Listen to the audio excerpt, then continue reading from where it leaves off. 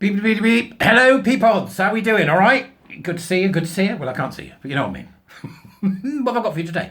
Well, there is a book that's recently come out called A Comprehensive Attack on the Decolonization Movement.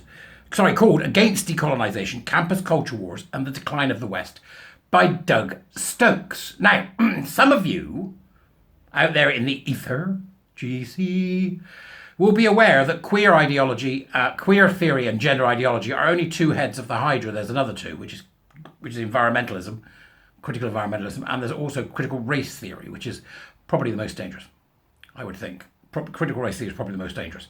So I've got a blog here done by Rabban, who every now and again messages me with interesting stuff he's doing. So Rabban has got a web blog, which I put the links for in the doobries, okay, as usual. So you can go and have a look. It's a really comprehensive review of the new book and very well worth engaging with. Obviously, I can't cover it all for you today, but I want to give you a flavour of what the Rabban had to say. So let's begin. The murder of George Floyd by a white police officer 3 years ago sparked a wave of protest across America and then Britain under the banner of the Black Lives Matter organisation. Now, you remember this, of course. I do remember it because I debunked Black Lives Matter in 2 hours and that's what cost me everything, right? It was loudly trumpeted that Western civilization is institutionally racist and that it was based on whiteness, the underlying racial ideology by which whites maintain the social, economic and educational advantages against blacks and people of colour.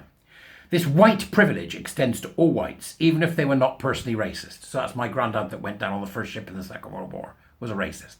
I hate these people, don't you? There have since been demands to dismantle this perceived systemic racism. Now, I read this yesterday, and then I found out that Dr. Shola, whatever her name is, right, because I can't say it. Right, I've tried to get it right. I don't care anyway, because she's awful. Has been given an award. A woman who hates everyone who isn't the same colour as she is has been given an award. The woman's a wicked woman.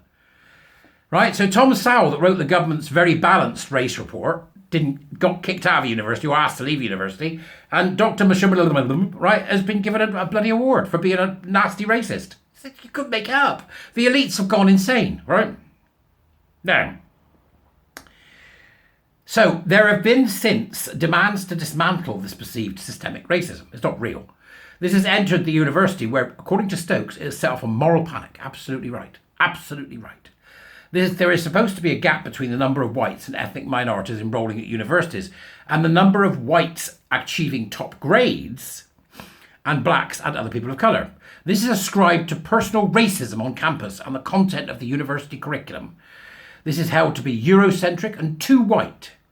Blacks and other ethnic minorities, it is argued, do not enrol in uni because they are marginalised and put off by the overwhelmingly white content and the personal racism they experience, including microaggressions.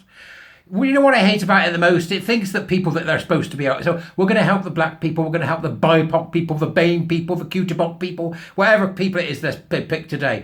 Because these people are so weak and so incapable, they need us to help them. It's the demeaning nature of this, isn't it? It's the poverty of low expectation and the poverty and the idea that people who are of colour, whatever it may be, or people of a certain type, whatever they may be, are in some way weak and insufferably stupid. It's a depressing way of seeing the world, isn't it? Oh, it's power and oppression, of course. The power and oppression narratives come kicking in, and these people continue with their nonsense.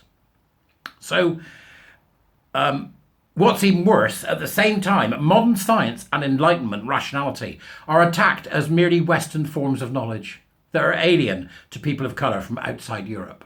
That's when you get nutters saying nobody understood that there were two sexes before colonisation. They really are truly mad, right? They're all mad. We've got to get them out. So this idea that it all comes from the West and Enlightenment rationality has got to go needs to be removed from the centre of European teaching so that proper space can be made for non-white cultures and their ways of knowing. I mean, you take it to its ridiculous notion. We're going to end up down in the deepest south of Britain, right? Down where I come from, and it'll be, our ways of knowing are beyond ye. Come now, we shall dance to the flowers naked and put hedgehogs on our genitalia. It'll end up with these weird Druidic people going, and then, tooting off on their mobile, ringing their mother. Hello? That's what it'll be. Like some twat dressed as Jack of the Green. Indigenous ways of knowing. If you want indigenous ways of knowing, I tell you what you'd end up with. You know, my grandmother with a mangle in the back garden when it's really icy. You know, the clothes coming out stiff. There are ways of knowing, as if it's right. So it eschews science. It's like, no, science, no, we're not having any of that. We need ways of knowing. Excuse me, are you indigenous? I am. Do you have any ways of knowing? This is a whittle stick, right? If you smack a woman over 60 with this, yep, smack a woman over 60 with this, a child in the next village will get well. You don't know our ways of knowing. It's all a bit midsummer, isn't it? You know? What was the other one? The Wicker Man. Oh no! God no! As they stuff him in a huge phallus and put a torch up his bum. Come on! This is how crazy this is, right? So Stokes, who's written the book, is, according to the brief personal bio on the back cover, a director of Strategy and Security Institute at the University of Exeter. Right, okay? A fellow of the Legatum Institute and a member of the Advisory Council for the Free Speech Union. This is the good guys, folks. He has also written a number of right-wing journals like The Times, Tory Graph, Spectator and Critic. Most of the attacks on wokeness come from the right, but elements of the left are also turning against it.